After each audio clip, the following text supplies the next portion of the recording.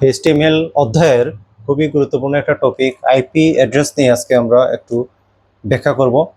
তো IP address হচ্ছে যার পূর্ণরূপ ইন্টারনেট প্রোটোকল, অর্থাৎ ইন্টারনেট প্রোটোকল অ্যাড্রেস, সংক্ষেপে বলা হয় আইপি অ্যাড্রেস। আইপি অ্যাড্রেস হচ্ছে মূলত একটি সংখ্যাভিত্তিক ঠিকানা যা নেটওয়ার্কে বিদ্যমান কম্পিউটারগুলোকে স্বতন্ত্রভাবে চিহ্নিত করে। অর্থাৎ ইন্টারনেটে সংযুক্ত প্রতিটি কম্পিউটারের একক ঠিকানা হলো আইপি অ্যাড্রেস। এই আইপি অ্যাড্রেসের দুইটা ভার্সন আছে, একটা হচ্ছে IPv4 আর একটা হচ্ছে IPv6। তো IPv4 এবং IPv6 এই দুইটাই হচ্ছে আইপি অ্যাড্রেসের দুইটা ভার্সন, যেখানে আলাদা আলাদা কিছু বৈশিষ্ট্য আছে। যেমন IPv4 ভার্সনের বিট সংখ্যা হচ্ছে 32টি, যেখানে IPv6 128টি।